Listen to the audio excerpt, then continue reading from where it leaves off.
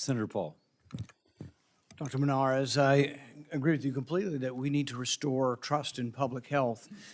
But in order to do so, we have to have a discussion about the actual science, and we can't have a discussion, this, is about all vaccines are good, all vaccines are bad. This is about specific vaccines, it's about specific age groups, and it's about specific policies. Does the COVID vaccine prevent transmission? The COVID vaccine can reduce viral load in individuals who are Does it prevent transmission? When you have reduced viral load, you will have reduced transmission. But in other words, it doesn't prevent transmission. You can still transmit the virus if you've had the vaccine. In fact, there's been reduced ability to interfere with transmission over time. And what we've found is the most recent one since Omicron is down around 16% reduction, if there is a reduction.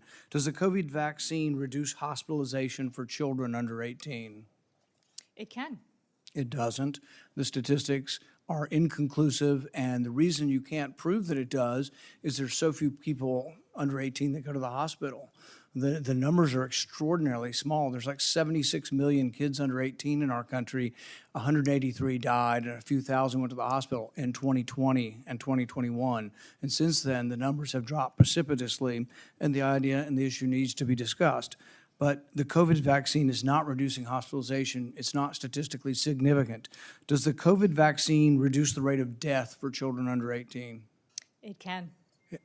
Once again, it can. That's a ridiculous answer. No, it doesn't, and there is no statistical evidence that it does reduce the death rate. These are statistics. We've looked at it. When they approved it, they had this discussion at the vaccine committee that we've been talking about. During the discussion, they acknowledged that there was no proof of reduction in hospitalization or in death. So what they did is they said, what can we use to try to make people take this vaccine? They came up with this. They said that if we give you a COVID vaccine, you make antibodies. So really the whole recommendation for having a COVID vaccine from 6 months up is not based on hospitalization data, not based on deaths. It's based on whether you make antibodies or not.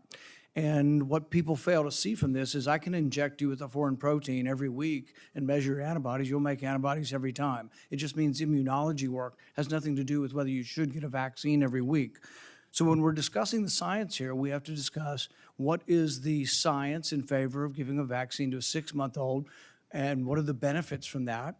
And there is no benefit of hospitalization or death. And then what would the risks of the vaccine be? We have large population studies of the risks of the vaccine in younger people. And it turns out that you don't see this as much if you look at the general population, but once you start isolating in by age group, which you have to do in COVID because there's such a disparity among age group, you find that there is a risk of myocarditis, a significant event. It's somewhere between 6 and 8 in 10,000. But that's much greater than the risk of hospitalization or death, which are not even measurable because they're so small. So you resisted firing people who have this idea that the COVID vaccine should be at 6 months. That's what this is about. You didn't resist firing the perfect, beautiful scientists that are career people and unobjective and unbiased. You wouldn't fire the people who are saying that we have to vaccinate our kids at 6 months of age. That's who you refuse to fire. So that assertion is not commensurate with the experience that I had with the individuals who are identified to be fired. Did any of the people you refused to fire, did any of the people you Allowed to answer the question? Did any of the people you refused to fire believe that we should change the vaccine schedule and no longer force 6-month-old kids to take it? Every one of them was adamant we should keep it at 6 months. Everybody's alarmed, we're going to change the childhood routine. Well, we should. There is no medical reason. What is the medical reason to give a hepatitis B vaccine to a newborn whose mom has no hepatitis?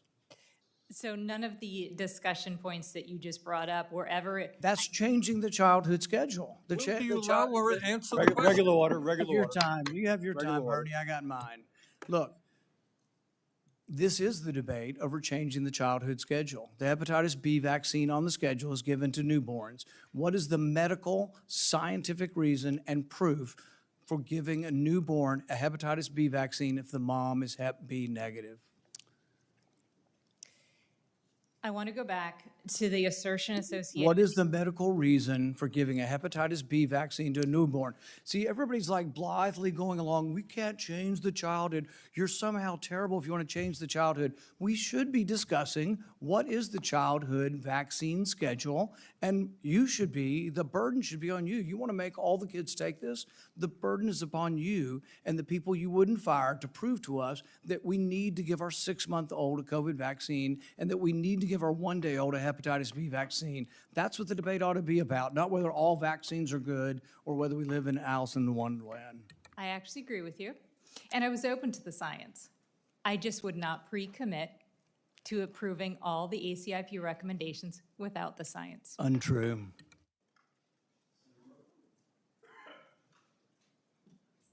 Is the witness allowed to answer that question, or do I have to use my time? She answered the question. Did you have more to say, Dr. Monarez? The last thing I wanted to say about those scientists, we had never discussed any of their thoughts, considerations. Or We being we. Who is we? me and the scientists that I was being asked to dismiss. As far as I know, they had never said that they are pre-committed to maintaining any of the decisions that had been made. All of us had agreed that the science evolves and we need to see the data and the evidence to ensure that we are protecting our children.